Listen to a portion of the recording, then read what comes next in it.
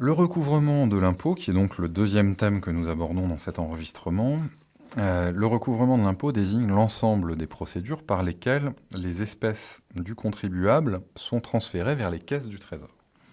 Il existe plusieurs systèmes de recouvrement de l'impôt. D'abord le système de la collecte, qui se traduit par le fait que les contribuables élisent des délégués qui seront chargés d'assurer le recouvrement de l'impôt. C'est un procédé qui existait dès l'Antiquité romaine et il apparaît aussi en France sous l'Ancien Régime, encore actuellement dans certains cantons suisses, mais c'est un mécanisme peu pratiqué parce qu'il ne produit pas de résultats très satisfaisants.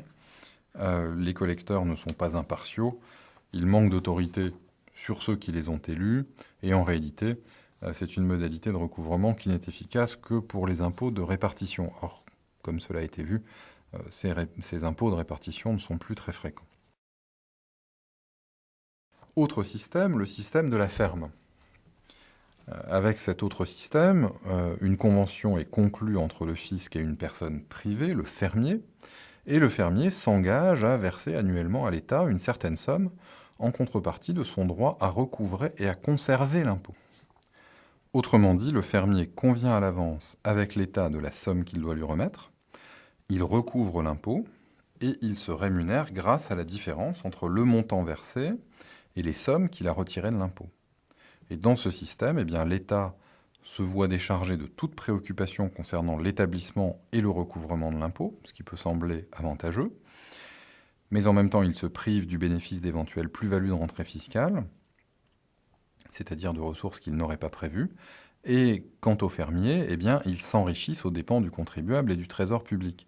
À cela s'ajoute le fait que leur activité de recouvrement peut conduire les fermiers à se doter d'un appareil administratif considérable et finalement constituer un État dans l'État ou un État à côté de l'État, puisqu'ils exercent des prérogatives typiques des prérogatives de puissance publique à l'égard des contribuables. Et c'est ainsi qu'en France, ce qu'on a appelé la ferme générale employa, sous l'Ancien Régime, jusqu'à 30 000 personnes. C'est un système qui fut très impopulaire et qui, compte tenu de ses défauts, a été supprimé lors de la Révolution française. Un troisième système de recouvrement est celui de la régie.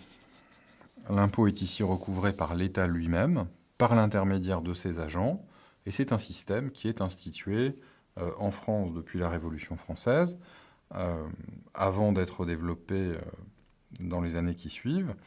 C'était un mécanisme qui s'appuyait jusqu'au milieu du XXe siècle sur des régies financières distinctes, et puis peu à peu, la fiscalité moderne a conduit à des fusions progressives. En tout cas, fondamentalement, ce sont des agents publics qui, pour le compte de l'État, assurent les fonctions d'assiette et de recouvrement de l'impôt. C'est donc un système qui, à bien des égards, présente des avantages que n'ont pas le système ni de la ferme, ni celui de la collecte. Nous en venons à présent aux modalités du recouvrement de l'impôt. En ce qui concerne d'abord les moyens de paiement, il existe en théorie une grande variété de possibilités. On distinguait traditionnellement les impôts quérables et les impôts portables, les premiers étant ceux que le comptable public pouvait venir prélever au domicile du contribuable, les autres étant ceux que le contribuable devait payer, acquitter à la caisse du percepteur ou du comptable. Aujourd'hui, c'est un type de distinction qui n'a plus cours parce que les impôts sont, d'une façon générale, portables. Le principe est le paiement en espèces auprès du comptable. Toutefois, la législation fiscale moderne prévoit que le contribuable peut également se libérer de sa dette par des procédés bancaires. Chèque, mandat postal, virement de compte à compte, prélèvement automatique sur un compte bancaire, etc. Autrement dit, on ne se limite plus aujourd'hui au paiement de l'impôt par le recours en espèces.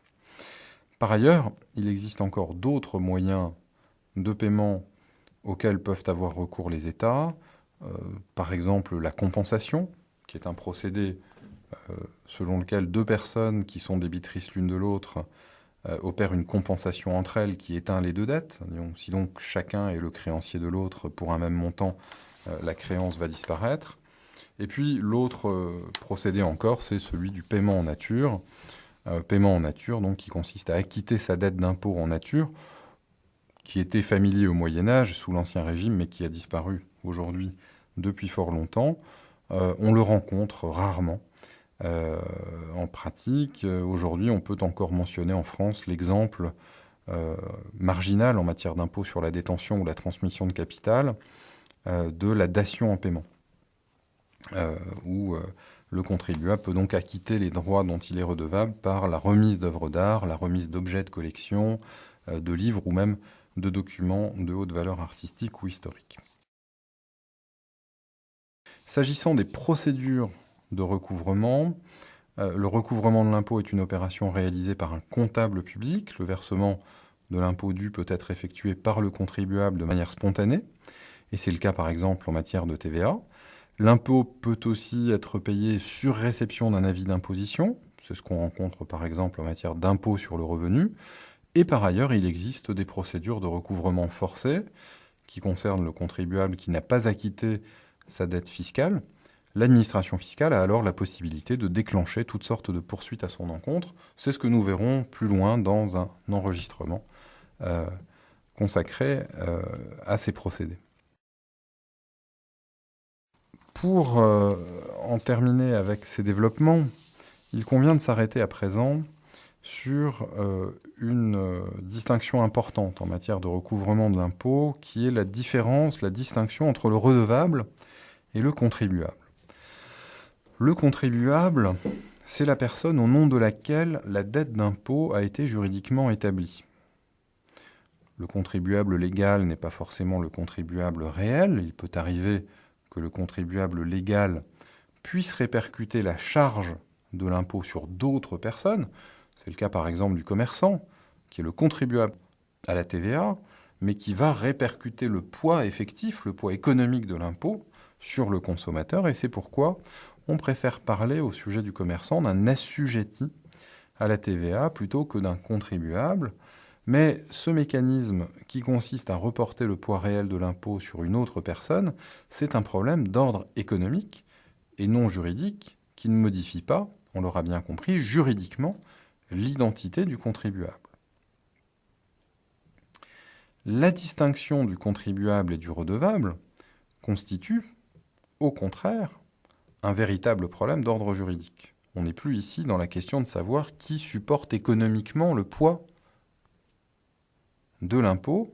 On a affaire véritablement, avec cette distinction entre redevable et contribuable, à une distinction juridique. Si le contribuable, au sens strict, est celui au nom duquel l'impôt a été juridiquement établi, le redevable désigne la personne à laquelle peut être réclamé le paiement de l'impôt. En principe, contribuable et redevable ne sont qu'une seule personne, donc la personne au nom de laquelle l'impôt a été juridiquement établi, c'est aussi la personne à laquelle peut être réclamé le paiement de l'impôt, mais dans certaines hypothèses, une dissociation peut s'opérer. Il peut d'abord arriver qu'un tiers soit tenu solidairement responsable de la dette fiscale du contribuable. Et dans cette hypothèse-là, eh bien, le contribuable, s'il ne peut pas payer, verra un tiers être tenu de le faire pour lui. On a donc affaire à un mécanisme où il y a un contribuable qui est de redevable de l'impôt, et à cela s'ajoute un tiers qui est également redevable de l'impôt. Par exemple, en France, chaque époux est solidairement responsable du paiement de l'impôt sur le revenu. La solidarité entre le contribuable et le tiers peut également être prévue quand un contrat lie les intéressés. Par exemple, eh bien, le propriétaire d'un fonds de commerce peut être tenu solidairement responsable avec l'exploitant de ce fonds du paiement de l'impôt dû par ce dernier. Et de la même manière, le locataire peut être tenu solidairement responsable du paiement de l'impôt dû par le propriétaire. Autre hypothèse dans laquelle l'identification du redevable et du contribuable ne va pas de soi, eh bien, il peut être prévu, avec l'avis à tiers détenteur, il peut être prévu qu'un tiers qui détient les deniers du contribuable soit redevable de l'impôt. On a là un procédé dans lequel l'administration fiscale va pouvoir obliger un tiers redevable à verser les fonds du contribuable qu'il détient ou les fonds dont il est débiteur vis-à-vis du contribuable, et le fisc pourra obliger le tiers à effectuer ce paiement à concurrence du montant de l'impôt dû par le contribuable. Donc par exemple, on peut imaginer qu'il soit prévu par la loi que l'administration fiscale pourra obliger le banquier du contribuable à lui verser les sommes que ce contribuable a déposées dans la banque. De même, on peut imaginer que la loi prévoit que l'administration fiscale ait la possibilité d'obliger l'employeur du contribuable à lui verser directement le salaire destiné au contribuable. Il faut encore mentionner, dans cette perspective, l'hypothèse de la retenue à la source. Avec la retenue à la source, il est demandé au débiteur du revenu du contribuable de prélever lui-même sur ce revenu l'impôt dû par le contribuable et de le reverser au Trésor, procédé qui peut par exemple mobiliser l'employeur du contribuable. Et la retenue à la source, c'est bien entendu un procédé, un mécanisme qui présente de nombreux intérêts. Elle assure des rentrées fiscales régulières au Trésor, le système est rapide, il n'est pas nécessaire d'attendre que le contribuable ait perçu son revenu et que le fisc ait établi l'impôt pour procéder à son recouvrement. En outre, le coût de la perception de l'impôt est amoindri parce que le travail du fisc se trouve allégé. Plutôt que d'avoir à poursuivre le recouvrement auprès de millions de salariés, il lui suffit de s'adresser à un nombre d'employeurs plus restreint. Et la retenue à la source offre également aux contribuables des avantages puisque le système permet de prendre en compte immédiatement un changement dans la situation du contribuable qui se traduirait par une brusque et notable baisse du revenu, retraite, chômage par exemple. En outre, le contribuable est dispensé de tout paiement. Celui-ci est assuré directement au niveau du prélèvement à la source et même le contribuable imprévoyant est dispensé d'avoir à résoudre des problèmes de trésorerie. Donc véritablement, le système présente de nombreux intérêts, de nombreux avantages. La retenue à la source, il faut tout de même le signaler, présente cependant de réelles limites, ce qui explique que sa diffusion n'est pas absolue et générale. Elle porte atteinte au secret fiscal, c'est sans doute là sa principale limite, secret fiscal qui est une des dimensions de la vie privée, puisque par exemple l'employeur chargé de la retenue à la source doit avoir connaissance de l'ensemble des revenus de son employé, doit avoir connaissance aussi de sa situation personnelle, pour pouvoir calculer le montant du prélèvement à opérer et qui donnera lieu à versement auprès du Trésor. Une autre limite tient au fait que la retenue à la source impose de lourdes obligations aux employeurs qui deviennent par le fait collecteurs d'impôts. Enfin, la portée de la retenue à la source peut sembler limitée puisque, au fond, elle ne fonctionne bien que pour les professions dépendantes telles que les activités salariées. Nous abordons à présent un chapitre consacré à l'impôt sur le revenu des particuliers. Cet impôt sur le revenu, c'est l'un des principaux impôts directs en France. Il représente la deuxième source des recettes fiscales de l'État depuis le début des années 2000, mais une source de recettes fiscales de l'État qui vient se situer loin derrière la TVA. En 2018, il est attendu de l'impôt sur le revenu 78 milliards 300 millions d'euros de recettes, là où la TVA devrait procurer à l'État environ 208 milliards de recettes. Donc, on voit que les masses ne sont pas comparables.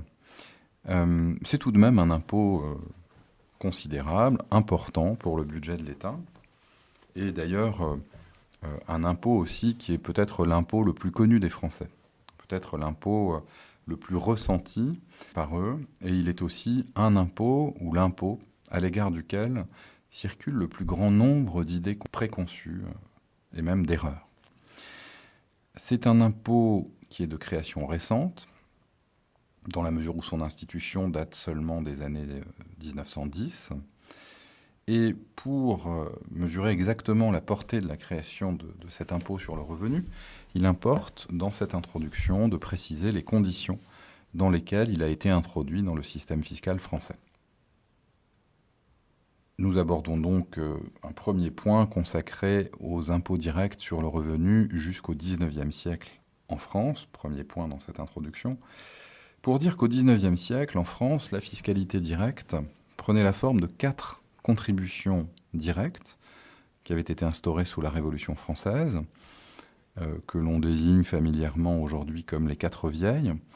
Il s'agissait de la contribution foncière, qui frappait le revenu net retiré des immeubles, de la contribution personnelle mobilière, qui concernait les revenus mobiliers, de la patente, impôt perçu suite à la déclaration faite auprès de la mairie par un négociant souhaitant ouvrir un commerce ou créer une activité industrielle, et à laquelle a succédé plus tard la taxe professionnelle avant sa suppression en 2010 et son remplacement par de nouvelles impositions.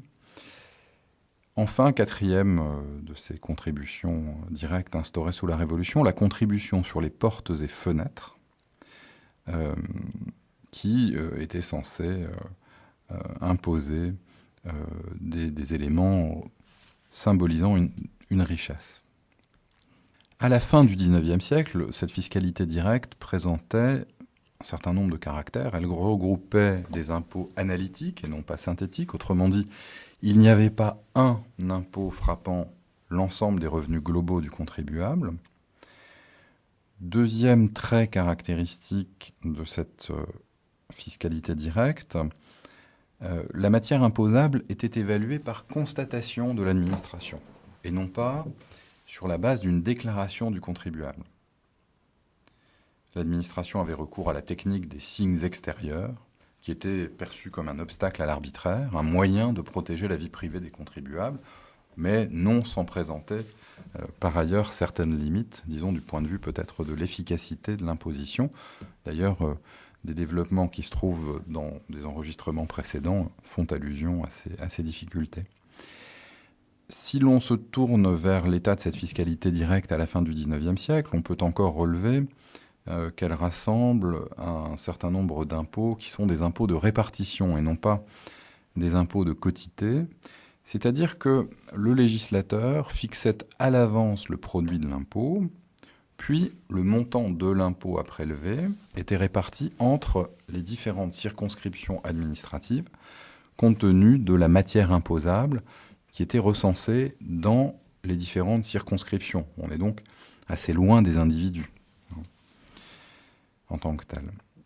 Autre trait caractéristique de ces impôts, mais au fond, ça va de pair avec le trait caractéristique qui vient d'être mentionné, ces impôts directs ne tenaient aucun compte de la situation personnelle du contribuable et notamment de ses charges de famille, ce qui nous est plus familier au contraire. Enfin, ces impôts étaient des impôts proportionnels, c'est-à-dire qu'ils comportaient un taux constant et non pas un taux évoluant en fonction de l'augmentation de la matière imposable. Compte tenu de cet ensemble de caractères, ce que l'on peut dire de la fiscalité directe à cette époque, c'est qu'elle présentait des inconvénients sérieux. Certains revenus n'étaient pas imposés parce que seuls tombaient sous le coup de l'impôt les revenus fonciers et les revenus du commerce et de l'industrie, ce qui veut dire que les traitements et salaires, les revenus des professions libérales échappaient à l'impôt. Et dans ces conditions, les impôts directs sur le revenu n'avaient qu'un faible rendement. Autre souci, ces impôts manquaient de souplesse. Par exemple, l'évaluation de la matière imposable à partir des signes extérieurs qui ont été mentionnés, des signes extérieurs que j'évoquais tout à l'heure, cette évaluation de la matière imposable ne permettait pas de suivre réellement l'évolution des revenus des contribuables. Et puis, j'en viens à la fameuse technique de l'impôt de répartition, qui elle aussi est évoquée dans un cours précédent. Cette technique de l'impôt de répartition permettait difficilement d'augmenter les impôts des contribuables lorsque leurs revenus s'accroissaient, parce que dans un système d'impôt de répartition, l'augmentation de l'impôt, si elle est décidée, frappe les contribuables de façon collective. C'est ce qui est montré dans le titre 1, chapitre 2, section 2 de ce cours.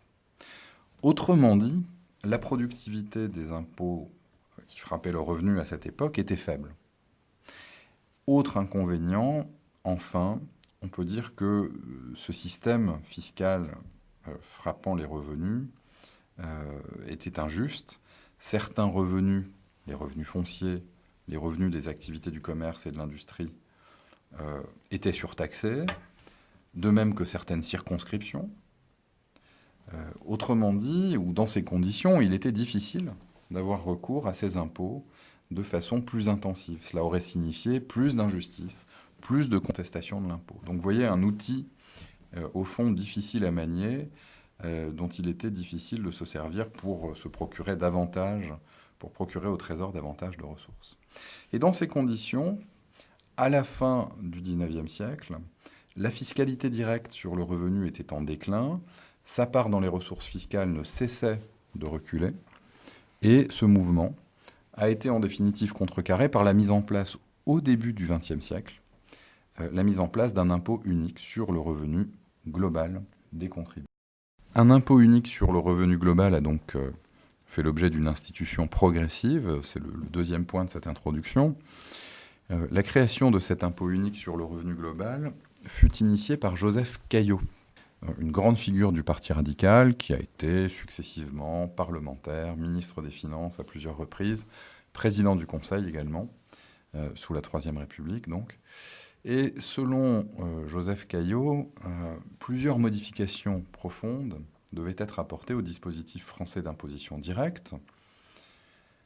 Il s'agissait d'abord de personnaliser l'impôt pour adapter la charge fiscale aux capacités contributives de chacun. Il s'agissait aussi d'assurer la discrimination de l'impôt, autrement dit, de faire en sorte que l'impôt tiendrait compte de la nature des revenus des contribuables. Le taux de l'impôt devait pouvoir varier en fonction de la nature des revenus considérés.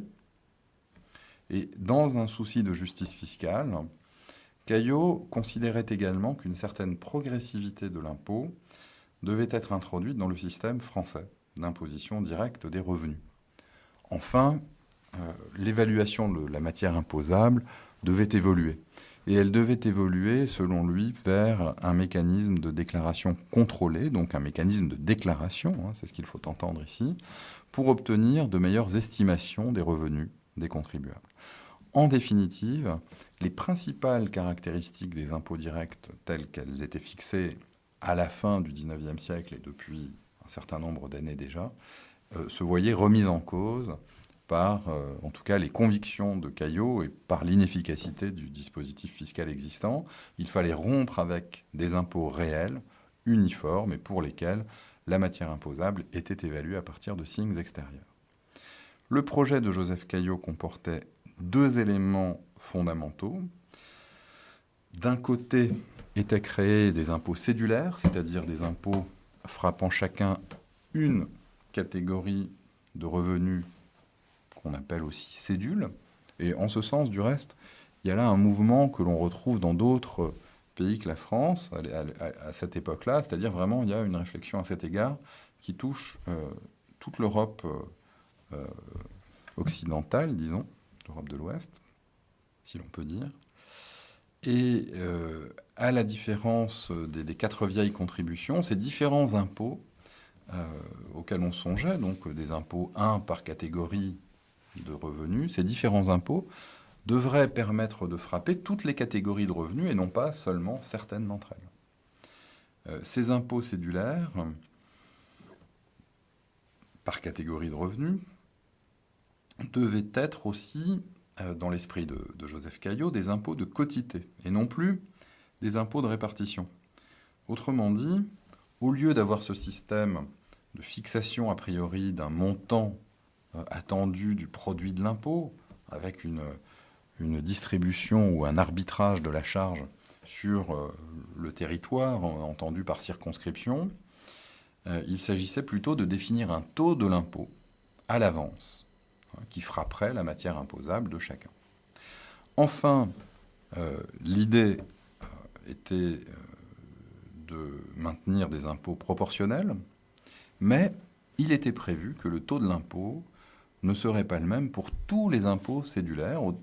Autrement dit, en fonction des catégories de revenus, eh bien, ce ne serait pas la même charge fiscale qu'il y aurait à supporter. Le taux pourrait être plus élevé s'agissant de telle catégorie et plus faible s'agissant de telle autre catégorie de revenus dont le contribuable aurait disposé.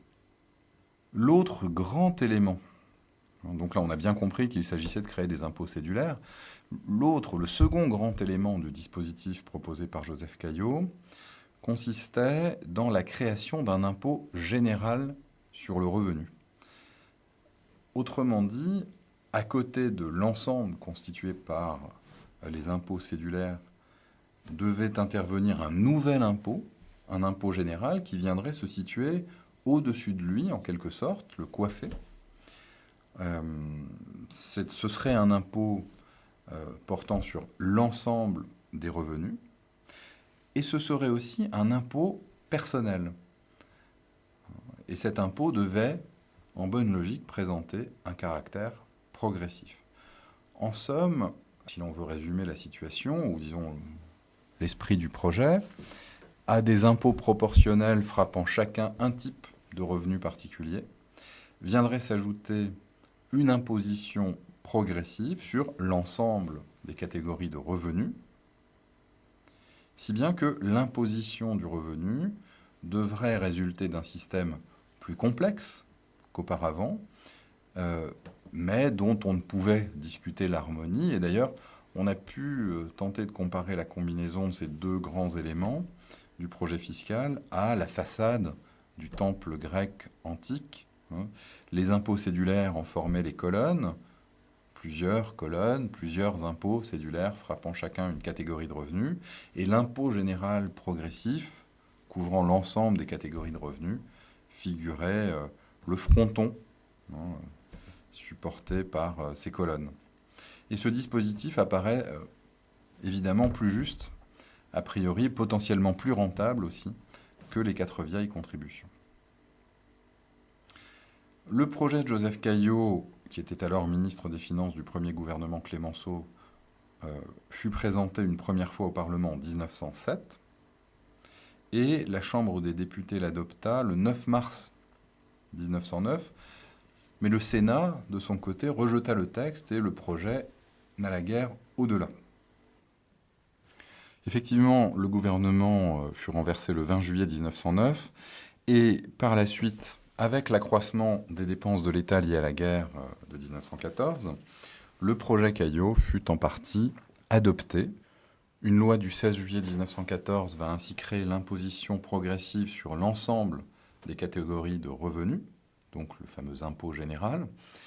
Mais ce n'est qu'en 1917, avec la loi du 31 juillet de cette année-là, que les impôts cédulaires prévus dans le projet seront institués. Donc le deuxième élément. Parallèlement, les 4 vieilles contributions vont cesser d'être des impôts d'État. On les retrouvera d'ailleurs du côté des finances locales. Et cette réforme de 1914-1917, elle a marqué un progrès essentiel dans l'établissement d'un impôt synthétique sur le revenu en France, mais l'évolution sur ce terrain n'était pas encore complètement achevée. Le système comportait plusieurs impôts cédulaires, et le champ d'application de l'impôt général, créé en 1914, restait très étroit. Il ne visait que les revenus élevés. Et le dispositif qui ressort des lois de 1914 et de 1917 va faire par la suite l'objet d'un certain nombre de réformes qui vont en altérer, disons, l'harmonie. Finalement, après un certain nombre de tentatives de refonte du système en 1934 et puis en 1948, la loi du 28 décembre 1959 va apporter de nouvelles modifications et aboutir à l'unification de l'impôt sur le revenu, qui prend sa forme contemporaine, celle que nous connaissons. Donc il n'y a plus d'un côté une série d'impôts cédulaires chapeautés par un impôt général sur le revenu, mais un impôt annuel unique qui porte sur le revenu global des personnes physiques. En 1959, une taxe complémentaire sur certains revenus venait doubler cet impôt, mais elle devait disparaître à compter de l'imposition des revenus de l'année 1970. Et depuis cette époque, eh bien, le système fiscal français connaît donc sans impureté un impôt unique sur le revenu global des personnes physiques, à la fois progressif et personnel, même si toutes les catégories de revenus ne sont pas frappées par un taux progressif.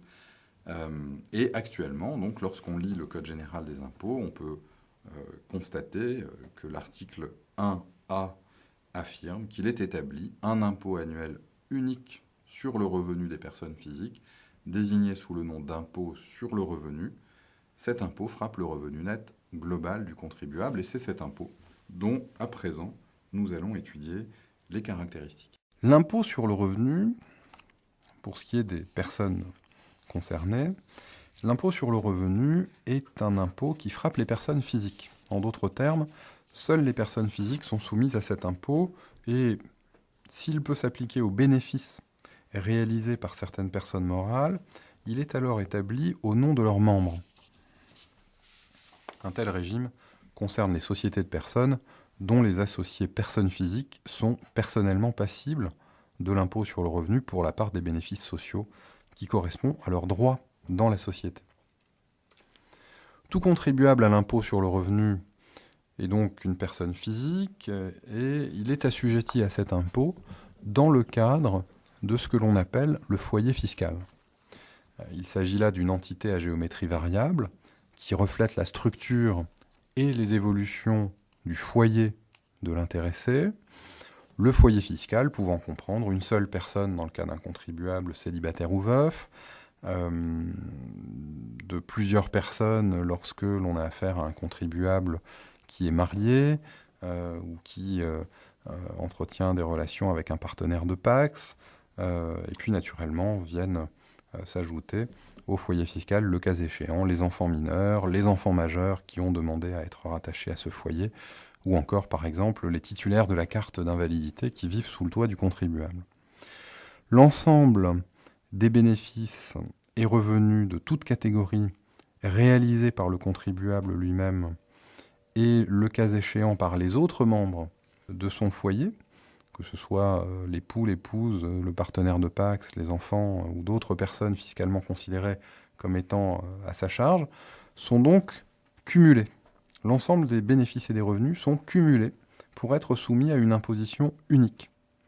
Et dans le cas d'un foyer fiscal qui comporte 2 époux, l'ensemble des revenus des membres du foyer fiscal fait l'objet d'une addition. Les époux signent conjointement la déclaration d'ensemble des revenus du foyer fiscal, et l'avis d'imposition est établi au nom de monsieur ou madame untel, et chacun des époux est tenu solidairement au paiement de l'impôt. Le principe de l'imposition par foyer fiscal connaît un certain nombre de dérogations. Le Code général des impôts prévoit que le contribuable a la faculté de demander des impositions distinctes concernant ses enfants mineurs célibataires, à condition que le ou les enfants concernés aient des revenus personnels tirés de leur propre travail ou d'une fortune indépendante de celle du contribuable. Et puis d'autres dérogations présentent un caractère obligatoire. C'est ainsi que les époux doivent faire l'objet d'impositions séparées dans certaines hypothèses, qui sont au nombre de 3. Quand ils sont séparés de biens et ne vivent pas sous le même toit, quand, étant en instance de séparation de corps ou de divorce, ils sont autorisés à avoir des résidences séparées, ou encore lorsque, en cas d'abandon du domicile conjugal par l'un ou l'autre des 2 époux, chacun dispose de revenus distincts. Les partenaires d'un Pacs sont eux aussi imposés séparément lorsqu'ils sont dans des situations équivalentes, à l'exception naturellement du 2e cas qui ne leur est pas applicable. Dans le premier cas visé, cela suppose qu'ils soient placés sous le régime de droit commun de la séparation des biens, ou sous un régime conventionnel équivalent, et dans le 3e cas, que nous venons d'évoquer, l'abandon de domicile concerne le domicile commun. S'agissant à présent du revenu et de la notion de revenu imposable, il faut préciser que la loi ne donne pas de définition synthétique abstraite de la notion de revenu que retient la législation relative à l'impôt sur le revenu. Néanmoins, une certaine conception du revenu ressort bien de ces différentes dispositions du Code général des impôts relatives à l'impôt sur le revenu. À cet égard et d'une façon synthétique, on peut dire qu'un gain réalisé est considéré comme un revenu dans 3 hypothèses. Premièrement, quand le gain se rattache à une profession ou à une activité et relève de l'une des catégories de revenus que frappe l'impôt sur le revenu. Revenus fonciers, traitements et salaires, etc. Deuxièmement, lorsque le gain en question constitue une plus-value qui entre dans l'un des cas prévus par la législation fiscale relative à l'impôt sur le revenu. Et troisièmement, constitue un revenu, un gain, qui relève de l'article 92 du Code général des impôts, c'est-à-dire un gain provenant d'une activité non commerciale. On aboutit ainsi à une définition relativement compréhensive du revenu. Sont exonérés par exemple les gains qui consistent en des libéralités ou en des subsides, les gains qui proviennent de jeux, les gains qui proviennent de prix attribués lors d'une distinction, le prix Goncourt, des prix de nature académique, les prix touchés à l'occasion des Jeux Olympiques, etc., ainsi que les sommes qui simplement viennent compenser un appauvrissement, telles que les indemnités qui réparent un préjudice. Voilà pour la notion de revenu. S'agissant des caractères du revenu imposable, il faut préciser d'emblée que pour être imposable, le revenu n'a pas à être perçu en espèces, en matière d'impôt sur le revenu. Il peut également s'agir d'avantages en nature, tels que le logement ou la nourriture. Encore faut-il cependant que ces avantages soient appréciables en argent. Ainsi, le fait simplement de contempler sa collection de tableaux est un avantage qui n'est pas passible de l'impôt sur le revenu parce que, quelque chose qui est particulièrement difficile d'évaluer en argent. Alors, ce revenu imposable présente un certain nombre de caractères, et le premier d'entre eux, c'est qu'il doit s'agir d'un revenu réel. Pour le dire autrement, il s'agit d'imposer le contribuable à raison du montant exact des revenus dont il a bénéficié. L'administration fiscale ne se contente donc pas d'une approximation. Chaque année, le contribuable doit lui fournir une déclaration des revenus dont il a disposé l'année précédente, et c'est sur cette base exacte que l'impôt sera établi. L'impôt sur le revenu frappe ensuite un revenu global, c'est-à-dire que l'impôt sur le revenu frappe le total des revenus du contribuable et des membres de son foyer. Schématiquement, il faut d'abord déterminer le montant du revenu pour chaque catégorie que distingue la loi fiscale, et le revenu global s'obtient ensuite par addition de ces revenus catégoriels. Le revenu imposable présente aussi le caractère d'un revenu net. Autrement dit, pour chaque catégorie, le revenu imposable est un revenu net, c'est-à-dire qu'il est déterminé en tenant compte des dépenses exposées en vue de son acquisition et de sa conservation. Concernant par exemple les traitements et salaires, il est prévu une déduction de 10% pour frais professionnels qui représentent les frais inhérents à la fonction ou à l'emploi, c'est-à-dire les frais occasionnés directement par l'exercice de la profession. Il est fait somme des revenus nets de chaque catégorie pour obtenir le revenu global, et le revenu global est également lui-même un revenu net, c'est-à-dire qu'un certain nombre de charges doivent en être retranchées, ainsi que les éventuels déficits constatés dans les différentes catégories de revenus. Enfin, il faut ajouter encore que le revenu imposable est un revenu annuel. Le principe est posé par l'article 12 du Code général des impôts. L'impôt est dû chaque année à raison des bénéfices ou revenus que le contribuable réalise ou dont il dispose au cours de la même année. On parle ici d'année civile. Le revenu imposable est donc en principe le revenu obtenu au cours d'une année civile.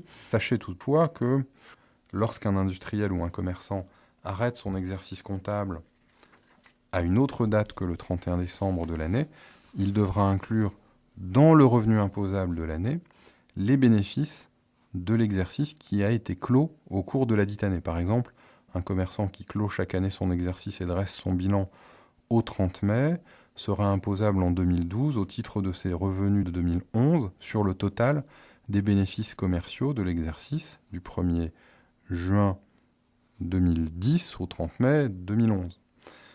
Enfin, c'est un revenu disponible. L'article 12, encore une fois, prévoit que le revenu imposable au titre de l'impôt sur le revenu est le revenu dont le contribuable dispose au cours de l'année.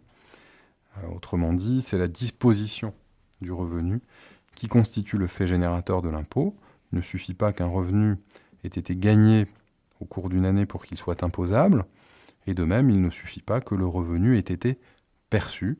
Des revenus versés au contribuable sur un compte auquel il n'a pas accès ne sont pas imposables. Il faut que le revenu ait été à la disposition du contribuable, C'est ainsi qu'un revenu versé sur un compte bancaire auquel le contribuable a librement accès sera considéré comme disponible et donc imposable, même si le contribuable a choisi de ne pas utiliser ses ressources. Il en va de même du revenu que le contribuable a refusé de percevoir effectivement ou dont il a demandé de différer l'encaissement. Dans certaines hypothèses, il faut signaler tout de même que les revenus sont imposables alors même que le contribuable n'en a pas disposé. C'est le cas par exemple s'agissant des bénéfices industriels et commerciaux. Le bénéfice imposable est le bénéfice réalisé au cours de la période d'imposition. Ces bénéfices sont donc imposés dès lors qu'ils sont réalisés, c'est-à-dire aussitôt que les créances dont ils résultent sont acquises, même si les bénéfices n'ont pas été à la disposition des bénéficiaires pour être imposables, donc encaissés pour le dire autrement. Nous abordons à présent la détermination du revenu imposable. L'article 1A du Code général des impôts dispose que l'impôt sur le revenu frappe le revenu net global du contribuable, qui est constitué par le total des revenus nets des différentes catégories de revenus distinguées par la loi. L'impôt sur le revenu constitue aujourd'hui, on l'a dit, un impôt unique sur les résultats d'ensemble obtenus par le contribuable. Les impôts cédulaires ont disparu, mais néanmoins, je l'ai déjà évoqué assez rapidement, il est nécessaire, pour déterminer le revenu imposable, d'évaluer d'abord dans chaque catégorie de revenus ce dont le contribuable a bénéficié au cours de l'année considérée. Cette évaluation obéit à des règles complexes, à des règles variées, propres à chaque catégorie de revenus, traitements et salaires, revenus fonciers, plus-values, bénéfices non commerciaux, bénéfices industriels et commerciaux, etc. Et l'étude de ces règles relève davantage d'enseignements ultérieurs. Donc ici, nous allons nous concentrer sur une présentation des différentes catégories de revenus imposables, que je viens d'ailleurs d'évoquer de façon très rapide. Il s'agit d'abord des traitements salaires, pensions et rentes viagères, qui forment donc la première des catégories. Catégorie qui comprend d'une part les traitements et salaires, qui se définissent comme les sommes payées en exécution d'un contrat de travail ou de louage de services de droit privé, ainsi que les traitements des fonctionnaires et agents publics, et plus généralement les émoluments et les avantages en argent ou en nature reçus par ceux qui se trouvent en situation de subordination vis-à-vis de la personne qui les rémunère. Les traitements et salaires représentent la majeure partie des revenus frappés par l'impôt sur le revenu, environ 60%, ce qui s'explique plutôt par le fait qu'en France, la proportion des salariés est très élevée. En ce qui concerne les autres revenus compris dans cette première catégorie, il convient de préciser que les pensions désignent au sens de la loi fiscale les allocations représentant la contrepartie de droits acquis à raison d'une activité exercée antérieurement ou d'une réduction ou d'une perte de capacité. Et les pensions représentent également les allocations versées au titre de secours envers certaines personnes. Ce sont donc les pensions de retraite ou de vieillesse, les pensions d'invalidité ou encore les pensions alimentaires qui sont visées ici.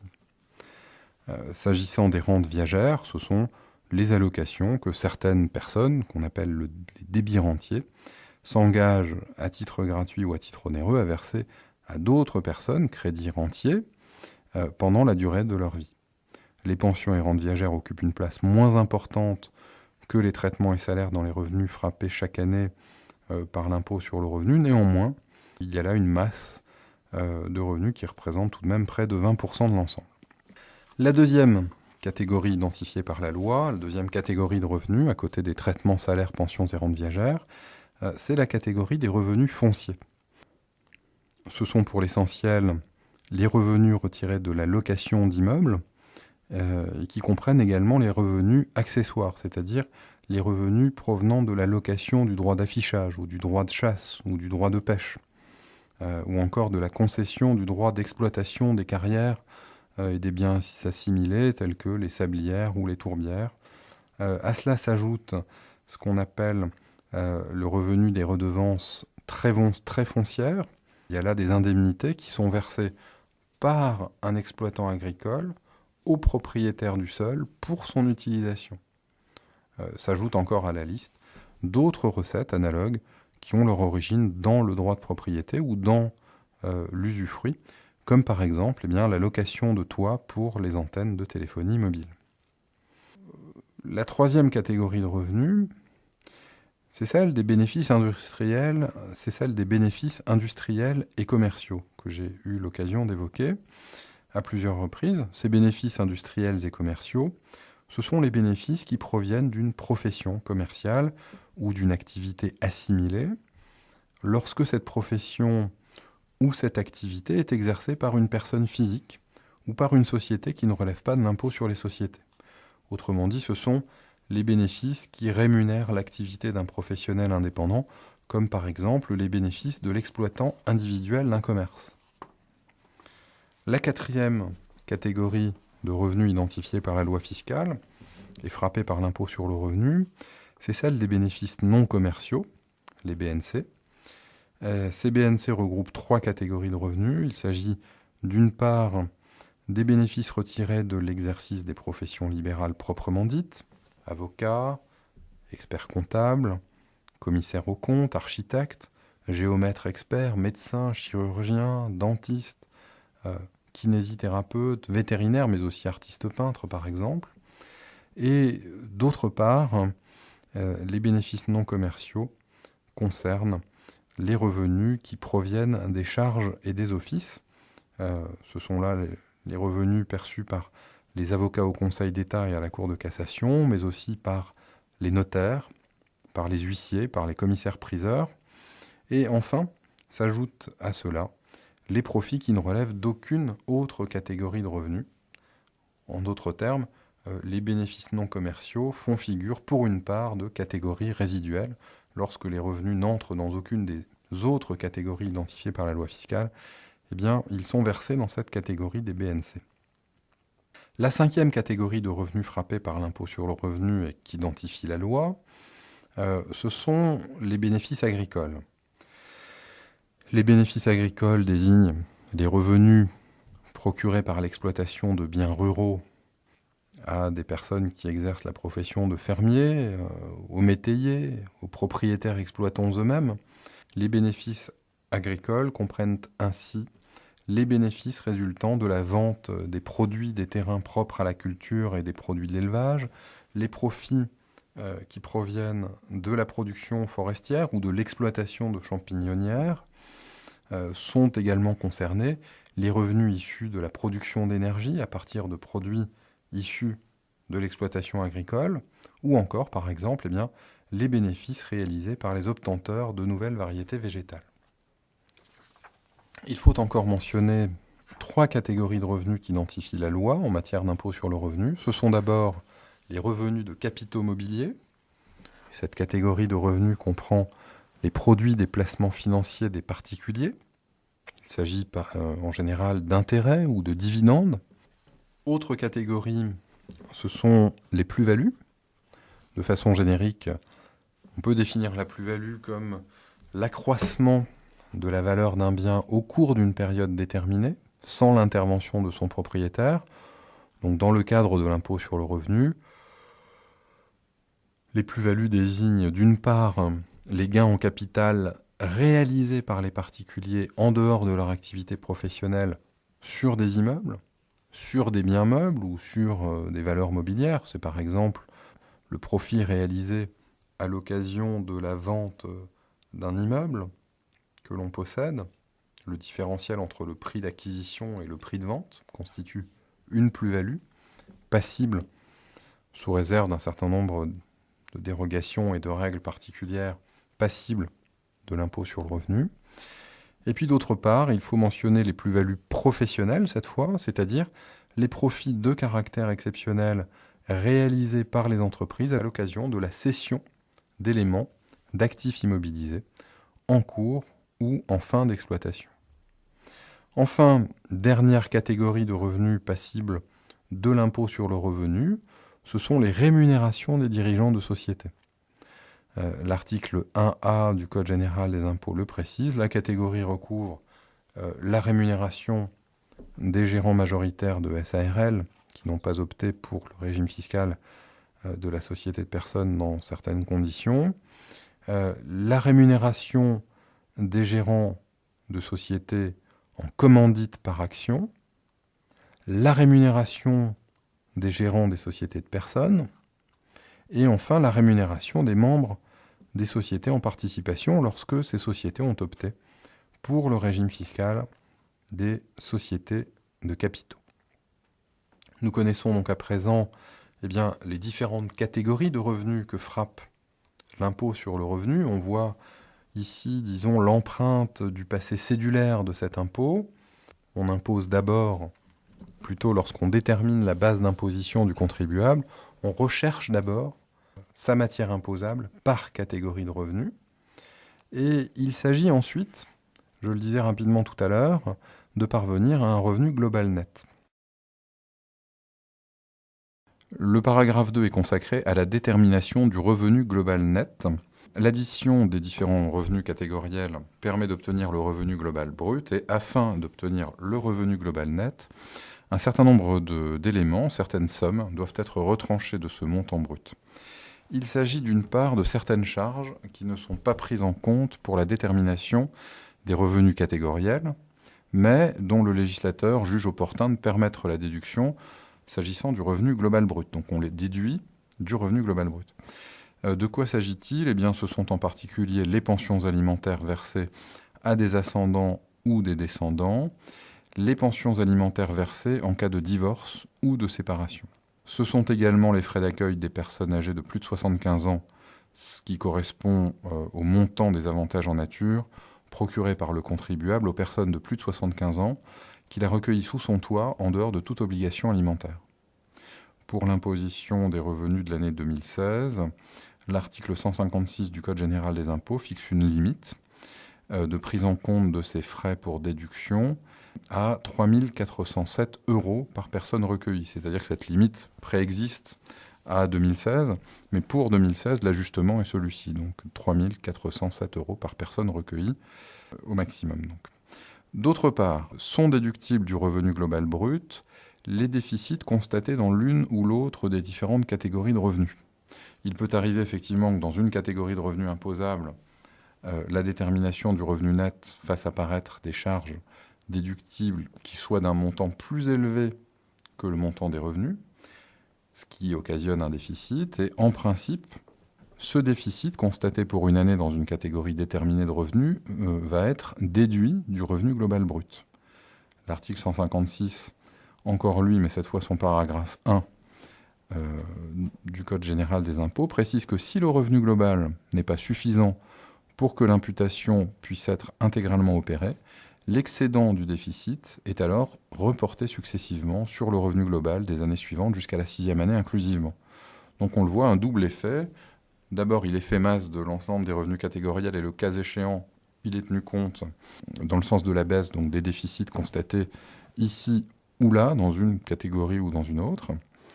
Et le cas échéant, si le revenu global n'est pas suffisant pour que cette imputation s'opère, alors le déficit supplémentaire, disons, sera reporté sur les années suivantes, jusqu'à épuisement.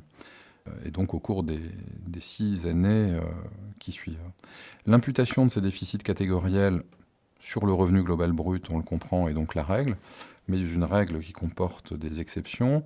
C'est ainsi, par exemple, que les déficits fonciers ne peuvent pas être imputés sur autre chose que sur les revenus fonciers des années suivantes.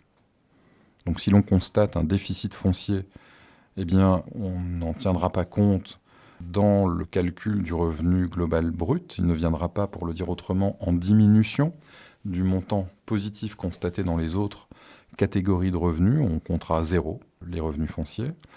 Et le déficit foncier excédentaire, enfin le déficit foncier sera reporté sur les années suivantes jusqu'à épuisement. Néanmoins, à cette exception, eh bien, il y a des dérogations. C'est ainsi que la loi prévoit que les déficits fonciers provenant de certaines dépenses seront par exception imputés sur le revenu global brut.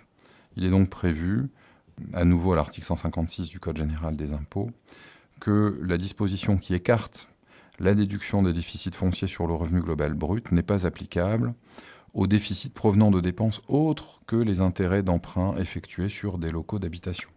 L'imputation des déficits catégoriels sur le revenu global brut comporte d'autres exceptions. Par exemple, l'article 156 du Code général des impôts, à nouveau, prévoit que les déficits agricoles ne sont pas admis en déduction du revenu global lorsque le total des revenus nets d'autres catégories dont dispose le contribuable excède une limite révisée annuellement, et qui, pour l'imposition des revenus de 2016, a été fixée à 107 718 €.